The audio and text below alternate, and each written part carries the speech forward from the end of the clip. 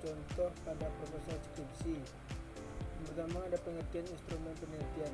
Instrumen penelitian adalah suatu alat yang digunakan untuk mengukur fenomena alam maupun situasi sosial yang diamati. Instrumen penelitian merupakan alat ukur yang digunakan untuk mengumpulkan data dari objek penelitian. Instrumen penelitian merupakan sarana yang digunakan peneliti untuk memperoleh data sehingga proses penelitian menjadi lebih mudah serta hasil yang diperoleh lebih akurat. Instrumen pengumpulan data adalah alat bantu untuk menggunakan pada saat mengumpulkan data di lapangan. Instrumen pengumpulan data harus disesuaikan dengan teknik dan pengumpulan data. Yang kedua itu instrumen tes. Pengumpulan data dengan menggunakan tes dilakukan untuk mengumpulkan data yang berhubungan dengan pengetahuan responden, yang berhubungan dengan masalah tingkat pengetahuan subjek atau variabel yang diteliti. Instrumen tes merupakan salah satu teknik penilaian pembelajaran. Teknik ini penilaian belajar adalah proses atau cara yang digunakan pendidik untuk melaksanakan proses penelitian. Tes adalah metode yang digunakan atau prosedur yang perlu ditempuh dalam rangka pengukuran dan evaluasi di bidang pendidikan. Berdasarkan pengertian di atas, dapat disimpulkan bahwa tes adalah suatu cara atau prosedur pengukuran dalam bidang pendidikan yang menggunakan serangkaian kertas soal atau tugas yang berisi pernyataan atau pertanyaan yang harus dijawab dengan benar, baik dan jujur. Secara umum, instrumen tes dibedakan menjadi dua, yakni tes objektif dan subjektif. Yang pertama, tes yang A, tes objektif. Tes ini memberikan alternatif jawaban yang sudah tersedia sehingga peserta hanya perlu memilih jawaban yang dianggap benar. Yang kedua, tes subjektif. Tes ini biasanya merupakan soal uraian atau esai, di mana peserta diminta memberikan jawaban dalam bentuk penjelasan panjang atau kalimat uraian. Yang ketiga, non-tes. Instrumen non-tes umumnya berbentuk angket, pedoman observasi, dan pedoman wawancara. Ketiganya memiliki fungsi yang serupa, hanya dibedakan oleh pihak yang mengisinya. Jenis-jenis instrumen yang dapat digunakan dalam mengumpulkan data antara lain sebagai berikut. Yang pertama, kuesioner. Yang kedua, pedoman wawancara. Yang ketiga, checklist. Yang keempat, pedoman dokumentasi. 4. Bentuk instrumen berdasarkan media. Instrumen offline dilaksanakan secara langsung menggunakan media cetak seperti kertas atau melalui tatap muka. Yang kedua, instrumen online dijalankan dengan memanfaatkan aplikasi atau platform digital. Misalnya, tes dibuat menggunakan Google Form, angket atau Microsoft Word. Instrumen online dijalankan dengan memanfaatkan aplikasi atau platform digital. Misalnya, tes yang dibuat menggunakan Google Form, angket dengan Microsoft Word, form wawancara melalui Zoom. 5. Contoh penerapan instrumen pada proposal skripsi. A. Pengaruh penerapan model problem based learning berbantu media video animasi terhadap hasil belajar subtema bangga terhadap daerah tempat tinggalku. Instrumennya itu tes, pretest dan posttest berupa 40 soal pilihan ganda. Jenisnya tes dan bentuknya offline, dikerjakan langsung oleh siswa di kelas. Yang B. Pengembangan media permainan ular tangga, kombinasi pada pembelajaran bahasa Indonesia. Materi membaca permulaan pada siswa kelas 1 SD. Unggulan Nurul Huda, Pelalangan Kalisat Jember. Instrumennya itu observasi, angket, wawancara, dan dokumentasi. Jenisnya itu non-test dan bentuknya itu offline,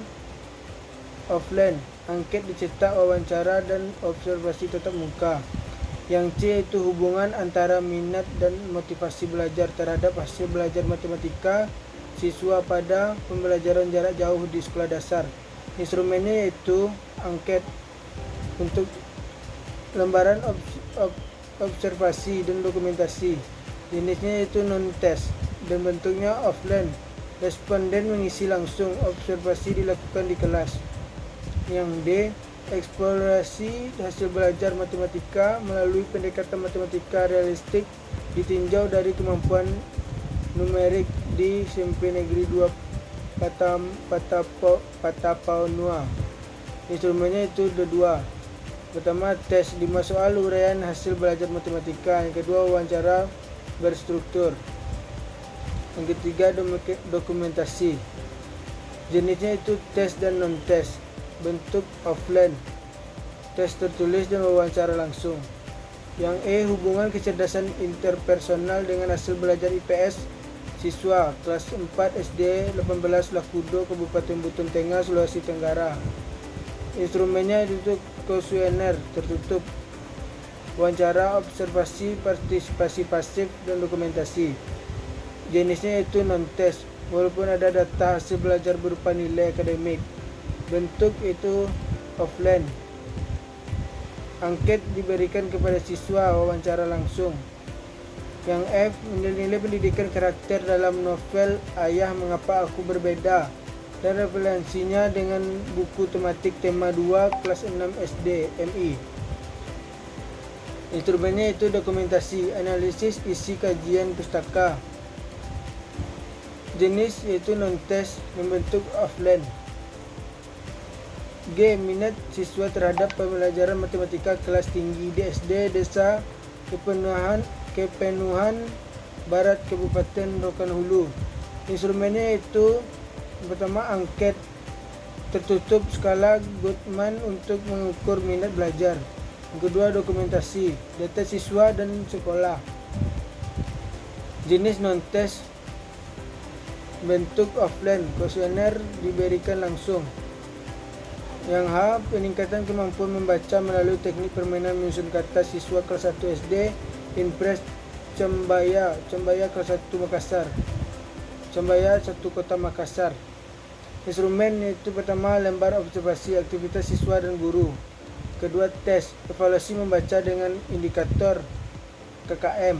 Yang ketiga, dokumentasi, foto dan RPP. Jenisnya tes dan non-tes. Bentuknya itu offline. Observasi dan tes dilakukan langsung di kelas. Yang I, peran guru dalam mengatasi kesulitan belajar online pada mata pelajaran akidah akhlak siswa kelas 4 MIN Kota Mataram tahun pembelajaran 2020 dan 2021. Instrumennya itu wawancara, observasi, dan dokumentasi. Jenisnya itu non-test. Bentuknya online dan offline. Karena berfokus penelitian pada pembelajaran daring, wawancara dilakukan langsung walaupun via media daring. Selanjutnya yaitu teknik pengumpulan data dari instrumen yang digunakan. Yang pertama, pengertian teknik pengumpulan. Teknik pengumpulan data merupakan cara atau prosedur yang dipakai peneliti untuk memperoleh informasi yang dibutuhkan dalam suatu peneliti. Yang kedua itu macam-macam teknik pengumpulan data. A, wawancara. B, observasinya. Yang ketiga itu angket. Yang keempat itu dokumentasi. Yang kelima, studi kasus. Yang keenam, pengukuran dan tes. Yang ketujuh, survei. Yang kedelapan, observasi partisipan. Yang kesembilan itu eksperimen.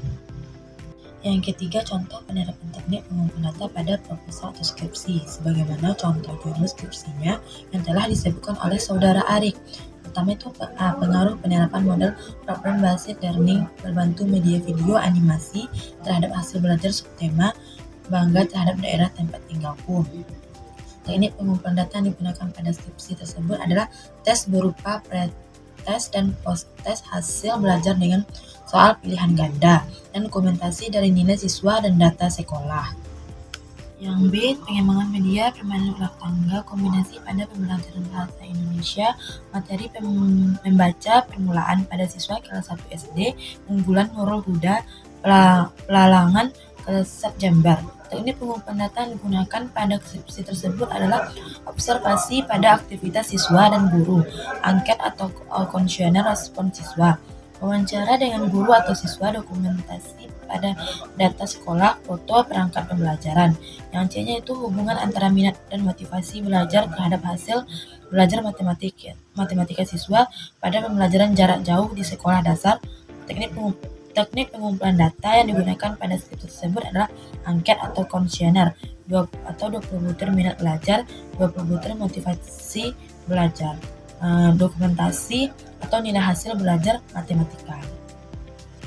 D. Eksplorasi hasil belajar matematika melalui pendekatan matematika realistik, ditinjau dari kemampuan numerik di SMP Negeri 2 Batam Panua. Teknik pengumpulan data yang digunakan pada skripsi tersebut adalah tes atau soal uraian matematika, wawancara atau guru siswa, dokumentasi atau arsip nilai data sekolah.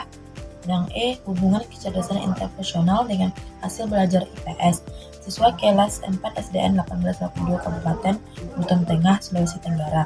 Teknik pengumpulan data yang digunakan pada skripsi tersebut adalah angket atau kuesioner atau mengukur kecerdasan interpersonal.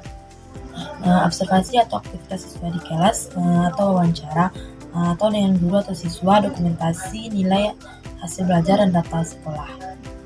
Yang F. Nilai-nilai pendidikan karakter dalam novel Ayah Mengapa Aku Berbeda dan referensinya dengan buku tematik tema 2 kelas 6 SD AKMI.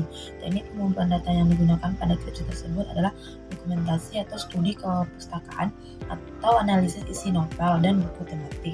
Yang G. Minat siswa terhadap belajar matematika kelas tinggi di SD. Desa Kepenahan Barat, Kabupaten Rokan Hulu. Teknik pengumpulan data yang digunakan pada skripsi tersebut adalah angket atau kuesioner atau skala dukungan minat belajar, dokumentasi atau data siswa dan sekolah. Yang H. Peningkatan kemampuan membaca melalui teknik permainan, menyusun kata siswa kelas 1 SD Intres Jembaya 1 Kota Makassar. Teknik pengumpulan data yang digunakan pada skripsi tersebut adalah observasi atau lembar observasi guru dan siswa, tes evaluasi hasil membaca, dokumentasi, foto, catatan atau perangkat pembelajaran. Yang I-nya tuh peran guru dalam mengatasi kesulitan belajar online pada mata pelajaran akidah akhlak siswa kelas 4 Min Kota Mataram, tahun pelajaran 2020 atau 2021. Teknik pengumpulan data yang digunakan pada skripsi tersebut adalah wawancara atau guru dan siswa, observasi aktivitas pembelajaran daring, dokumentasi atau arsip sekolah, catatan guru, dan nilai siswa. Selanjutnya poin C, yaitu teknik pengolahan data dan cara deskripsi dan inferensi dengan contoh pada proposal atau skripsi. Yaitu yang pertama itu adalah pengertian pengolahan data secara deskriptif, yaitu analisis deskriptif merupakan salah satu bentuk analisis data yang bertujuan untuk menguji sejauh mana hasil penelitian dapat digeneralisasikan berdasarkan suatu sampel. Proses ini dilakukan melalui pengujian hipotesis deskriptif. Analisis deskriptif adalah bentuk analisis data penelitian untuk menguji generalisasi hasil penelitian yang didasarkan atas satu sampel. Hasil deskripsinya adalah apakah hipotesis penelitian dapat digeneralisasikan atau tidak. Jika hipotesisnya 0 atau HO diterima, berarti hasil penelitian dapat digeneralisasikan. Selanjutnya yang kedua adalah pengertian pengolahan data secara inferensial, yaitu statistika.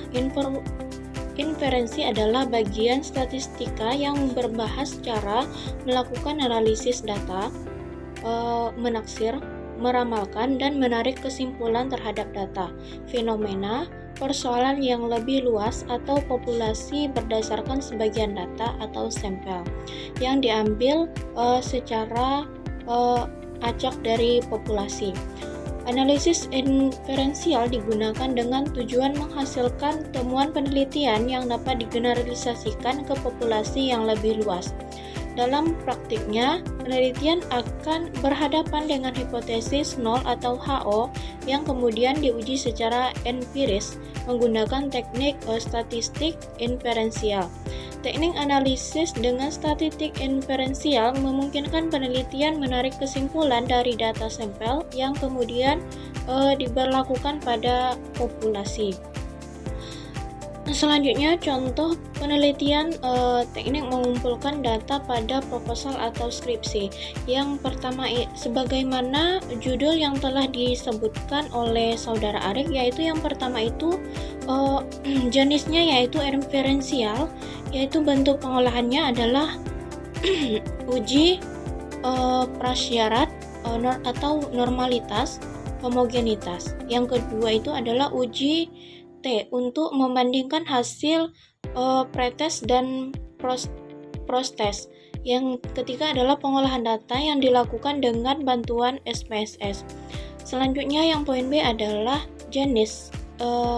Jenisnya yaitu deskriptif kualitatif dan deskriptif kuantitatif, yaitu bentuk pengolahannya adalah yang pertama itu data angket dan validasi ahli dihitung persentasinya.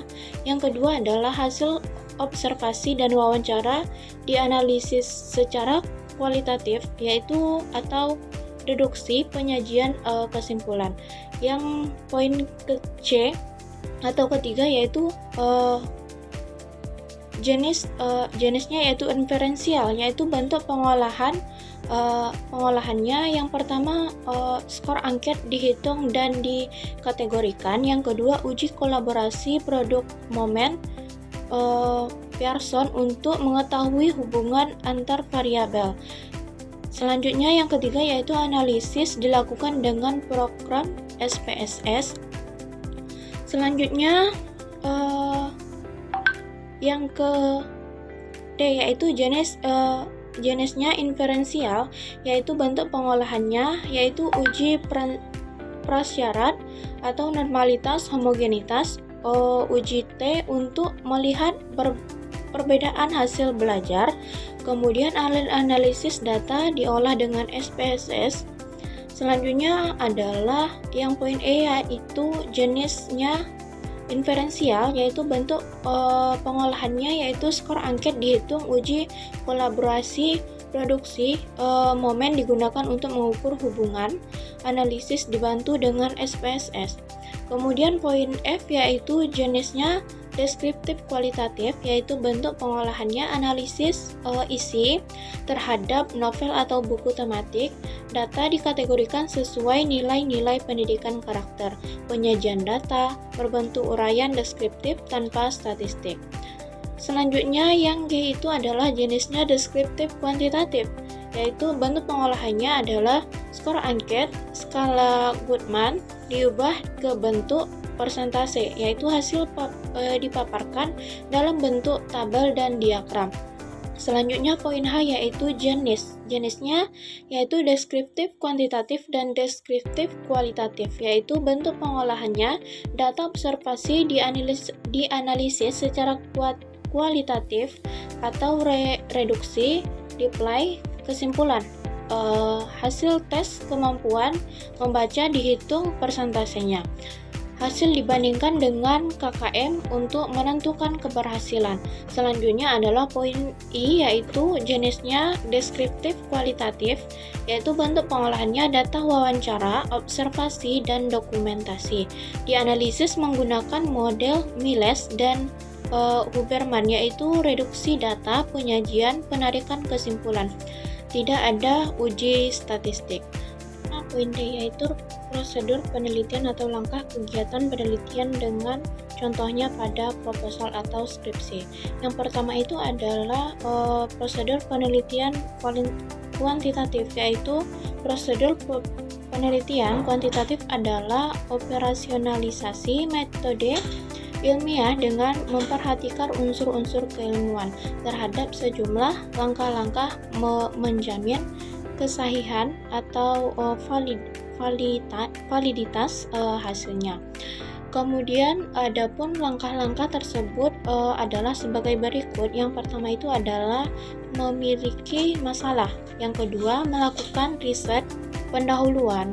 Yang ketiga itu mengidentifikasikan dan merumuskan masalah. Yang keempat adalah merumuskan hipotesis. Yang kelima, menentukan metode dan menyusun instrumen. Yang keenam, menentukan sumber data. Yang ketujuh, mengumpulkan data. Yang kedelapan, analisis data. Yang kesembilan, menarik kesimpulan. Yang kesepuluh adalah membuat laporan penelitian. Berikutnya prosedur penelitian kualitatif, yang dimana pendekatan ini merupakan metode penelitian yang berfokus pada fenomena atau gejala yang terjadi secara alami. Nah, jadi pendekatan ini sering disebut dengan naturalistik atau inquiry atau studi lapangan. Menurut Muhammad et 2023, yaitu pengumpulan data berkualitas, 2 analisis deskriptif dan interpretatif, 3 konteks dan subjektivitas, 4 penelitian terlibat dan fleksibilitas, 5 keanekaragaman dan kompleksivitas dan validitas eksternal. Baiklah, selanjutnya itu contoh penerapan prosedur penelitian atau langkah kegiatan penelitian pada proposal atau skripsi, yaitu prosedur penelitian. Yang pertama, menentukan desain eksperimen. 2. Menetapkan populasi dan sampel. 3. Memberikan pretest untuk mengukur kemampuan awal. 4. Melaksanakan pembelajaran dengan model PBL, berbantu video animasi di kelas eksperimen, dan pembelajaran konvensional di kelas. 5. Memberikan pretest setelah perlakuan. 6. Mengumpulkan data hasil belajar. 7. Melakukan analisis data.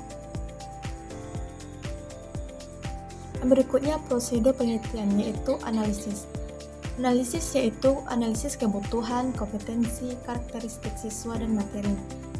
2. Desain, yaitu merancang produk pembelajaran berbasis media ulang tangga. 3. Development, yaitu mengembangkan produk sesuai rancangan. 4. Implementation, yaitu ujian coba di lapangan atau skala kecil dan besar.